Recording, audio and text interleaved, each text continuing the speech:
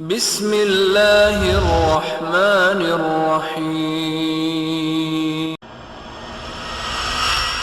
اسی طرح رسول اللہ صلی اللہ علیہ وسلم سیدہ فاطمہ کے گھر تشریف لے گئے۔ صحیح حدیث میں آتا ہے دروازے پر ایک قیمتی چادر کو آپ نے دیکھا جس پہ نقش و نگار ہے، اور قیمتی چادر سیدہ فاطمہ نے اپنے دروازے کے باہر لٹکائی ہوئی ہے۔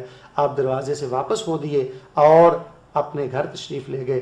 کسی سیدہ زادی کو بتلایا کہ آپ کے والد گرامی قدر حضرت محمد الرسول اللہ صلی اللہ علیہ وآلہ وسلم تشریف لائے تھے۔ دروازے سے واپس چلے گئے۔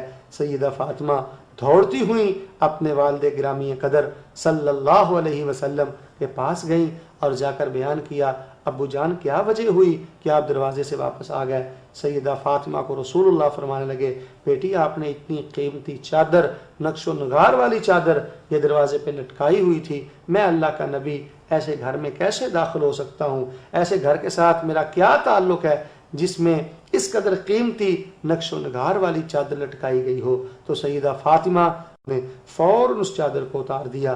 اسی طرح مشکات المصابیح میں حسن درجہ کی روایت ہے کہ نبی کل کائنات حضرت محمد الرسول اللہ صلی اللہ علیہ وآلہ وسلم نے ایک ضرورت سے زائد اونچا مکان دیکھا اور آپ علیہ الصلوۃ والسلام نے صاحب مکان سے نفرت فرمائی، اعراض کیا، اور جب تک اس نے ضرورت سے زائد اپنے مکان کو گرا نہیں دیا، نبی کل کائنات صلی اللہ علیہ وآلہ وسلم نے اس کے ساتھ التفات محبت نہیں فرمایا، بلکہ آپ مسلسل اس سے اعراض کرتے رہے۔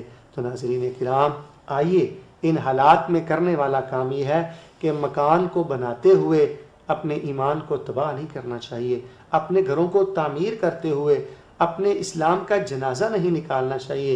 مکان اگرچہ کچا ہو، ایمان مضبوط اور پکا ہونا چاہیے، غیرت ہونی چاہیے، اور صبح و شام گھر میں قرآن کی تلاوت ہونی چاہیے، ذکر اذکار ہونے چاہیے۔